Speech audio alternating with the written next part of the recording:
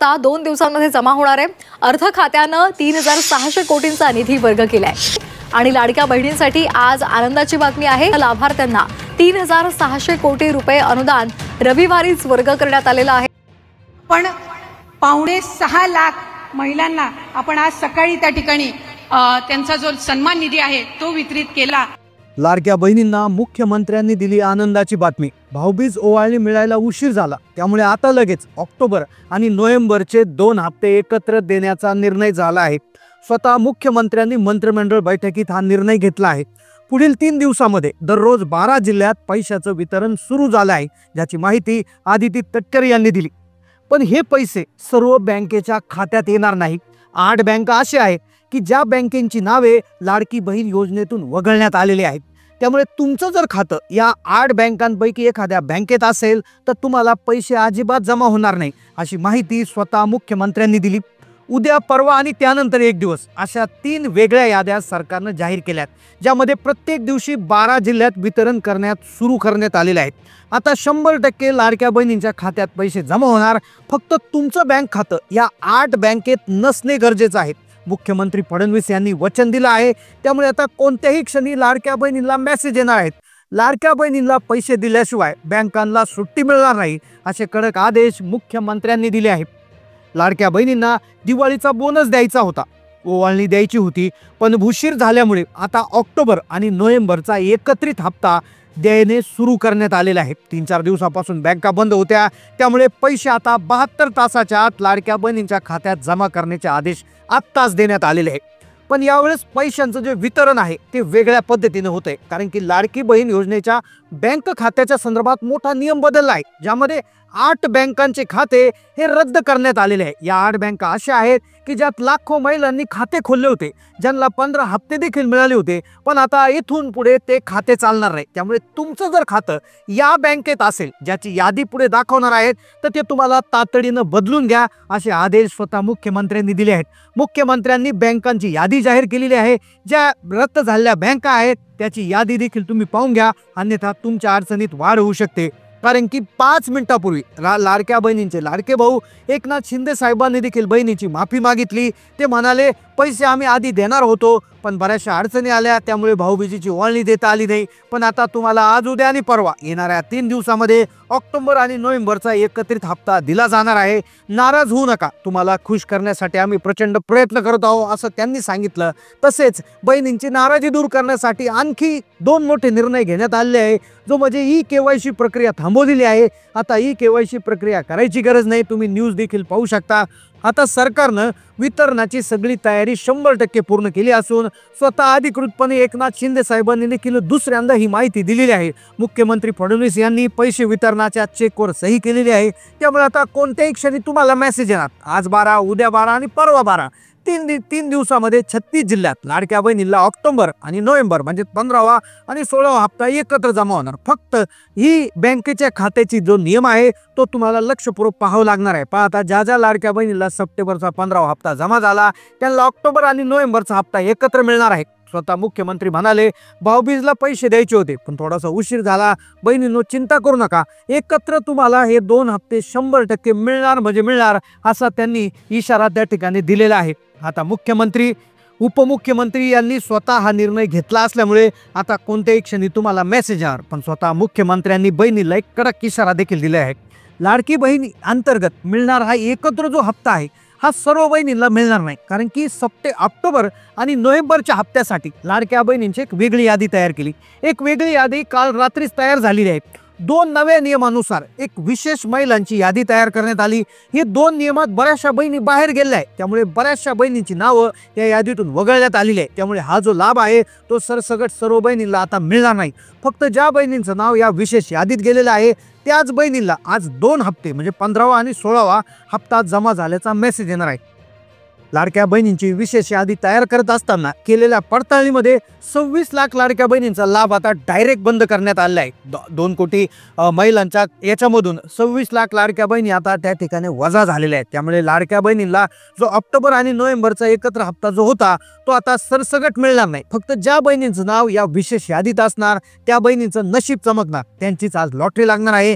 कारण की कोणत्याही क्षणी या 2 हप्त्यांचे मेसेजेस तुम्हाला येणार आहे. आता पहा, पण यासाठी बँकांचा देखील नियम लावण्यात आला आहे. आता तुम्ही सगळ्यात आधी बघायचं आहे की तुमचं नाव या यादीत आहे का. कारण की तुमचं जर नाव या ऑक्टोबर आणि नोव्हेंबरच्या हप्त्यात असेल तर तुम्हाला ऑक्टोबर नोव्हेंबरचे तर पैसे मिळतीलच, पण त्याचबरोबर तुम्हाला इथून पुढचे सगळे पैसे मिळणार आहे. कारण की आता ही शेवटची पडताळणी होती. शेवटच्या पडताळणीत शेवटच्या 26 लाख लाडक्या बहिणी बाहेर गेल्या.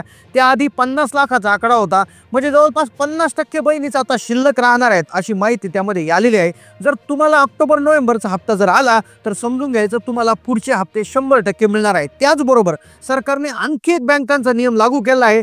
8 बँका अशा आहेत की ज्यांना आता लाडकी बहीण योजनेतून रद्द केलेलं आहे.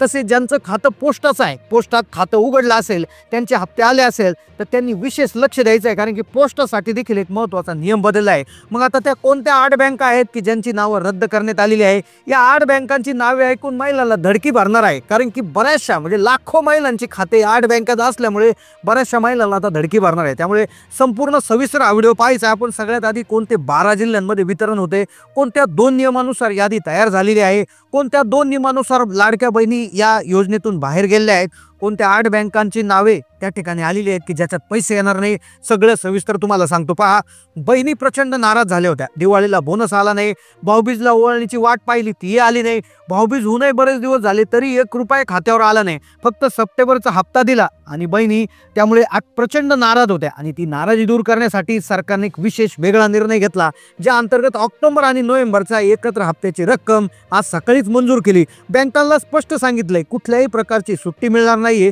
2 ते 3 दिवसामध्ये हा जो पैसे आहे ते बँकांना दिलेले ते सगळ्या बहिणींना द्यायचे आहेत असं कडक सांगितलं. फक्त 2 नियमानुसार बहिणींची विशेष यादी तयार केली. 2 अटीनुसार पैशांचं वितरण सुरू झालं. मग ते 2 नियम कोणते, हे 2 नियम कोणते आहेत की ज्यानुसार पैशांचं वितरण होणार, सगळं सविस्तर तुम्हाला सांगतोय. पहा, आता ऑक्टोबर आणि नोव्हेंबरच्या एकत्र हप्त्यासाठी कोणते 2 नियम लावलेले आहेत, कोणत्या 2 नियमानुसार पैशाचं वितरण होतंय, कोणते 12 जिल्हे आहेत, लक्षपूर्वक सांगतोय. पहा, व्हिडिओ अतिशय महत्त्वाचा आहे. थोडासाच व्हिडिओ राहिलेला आहे, आता लक्षपूर्वक पाहिजे. पहा, लाडक्या बहिणींसाठी आज खरोखर पैसे वितरणाचा निर्णय घेतला गेला. लाडक्या बहिणींना दिवाळी बोनस यायचा होता, भाऊबीजला यायचा होता, बऱ्याच वेळा सुट्ट्या आल्या किंवा सरकारचा काही जो निर्णय घेण्यामध्ये थोडासा उशीर झाला, पण आज खरोखर बँकांना याद्या देऊन टाकल्या. आज, उद्या आणि परवा प्रत्येक दिवशी 12 जिल्ह्यात पैशांचं वितरण होणार आहे. हे आता जवळपास फिक्स झालेलं आहे. फक्त 2 नियमाच्या अंतर्गत त्या ठिकाणी याचं वितरण होणार आहे. आता कोणते ते 2 नियम आहेत की ज्यामुळे बहिणी आता बाहेर पडणार आहेत. त्याआधी सगळ्यात पहिला मुद्दा घेतो आपण बँक खात्याचा. पहा, आता जरी तुम्ही नियमात बसले पण हे तुमचे बँक खाते जर असे असतील तर तुम्हाला 100% तुमचा जो लाभ आहे तो बंद होणार. आता पहा, बऱ्याचशा बँकांचं विलिनीकरण झालंय किंवा मर्जिंग झालंय. बघा, देना बँकेमध्ये बऱ्याचशा महिलांनी खाते उघडले ज्यावेळेस योजना सुरू झाली होती, पण तिचं विलिनीकरण बँक ऑफ बडोदामध्ये झाले. तर आता अशा महिलांनी बँकेमध्ये जाऊन त्यांचं पासबुक, त्यांचा IFSC कोड चेंज करून घ्यायचा आहे. कारण की जुना IFSC कोड जर तिथे असेल तर पैसे येण्यात अडचण होणार. त्यानंतर विजया बँकेचं बँक ऑफ बडोदामध्ये झाले, त्यानंतर सिंडिकेट बँकचं कॅनरा बँक, त्यानंतर अलाहाबाद बँकेचं इंडियन बँकमध्ये झाले, त्यानंतर ओरिएंटल बँक ऑफ कॉमर्स इथं पंजाब नॅशनल बँक, त्यानंतर युनायटेड बँक ऑफ इंडियाचं पंजाब नॅशनल बँक, त्यानंतर स्टेट बँकेच्या सहयोगी बँका यांचं सगळ्यांचं स्टेट बँकेत झाले, त्यानंतर आंध्रा आणि कॉर्पोरेशन बँक यांचं युनियन बँकमध्ये झाले. आता तुमचं जर खातं या विलिनीकरण झालेल्या याच्यात असेल तर तुम्ही ते चेक करायचं आहे आणि तातडीनं तुमचं खातं त्या ठिकाणी बदलून घ्यायचं. आता पहा, तुम्हाला माहिती असेल की लाडक्या बहिणीला आता कोणाला पैसे येणार आहेत, तर तुम्हाला माहिती असेल की जून, जुलै, ऑगस्ट पासून बऱ्याचशा महिलांचे पैसे हे बंद झाले होते. म्हणजे पैसे जे आहे त्याच्यामध्ये खंड पडला होता. पण अचानक सप्टेंबरचा हप्ता जमा झाला आणि तिथून पुढं महिलांना देखील वाटू लागलं की आता आपले पैसे बंद झाले होते. त्यांना वाटत होतं आता आपण अपात्र झालो, आपल्याला पैसे येणार नाही. पण अचानक सप्टेंबरचा हप्ता आला आणि आता लाडक्या बहिणीला वाटायला लागलं की इथून पुढं आता कंटिन्यू हप्ता येईल. पण लक्षात घ्या, सरकारने इथेही महत्त्वाचा एक नियम लावलेला आहे. 2 नियम आहेत किंवा 2 अटी आहेत. त्यातली पहिली अट अगदी व्यवस्थितपणे समजून घ्या, अन्यथा काय होईल, बाकीच्यांना पैसे येतील आणि तुम्हाला येणार नाही. पहा, आता जून 2024ला योजना सुरू झाली होती आणि काहींनी जूनला फॉर्म भरले, काहींनी जुलैला भरले, काहींनी ऑगस्टला भरले. लक्षात घ्या, आता तुम्ही कधी फॉर्म भरला हे कमेंट करा. पण फॉर्म कशा पद्धतीनं भरले गेले त्यानुसार तुम्हाला किती हप्ते आले हे त्याच्यावरून ठरत होतं. पहा, ज्यांनी जून आणि जुलैमध्ये फॉर्म भरले त्यांना जूनपासूनचे हप्ते देण्यात आले, पण ज्यांनी ऑगस्टमध्ये सप्टेंबरमध्ये फॉर्म भरले त्यांना फक्त त्या महिन्यापासूनचाच लाभ आलेला आहे. लक्षात घ्या, 15 हप्ते झालेले आहे.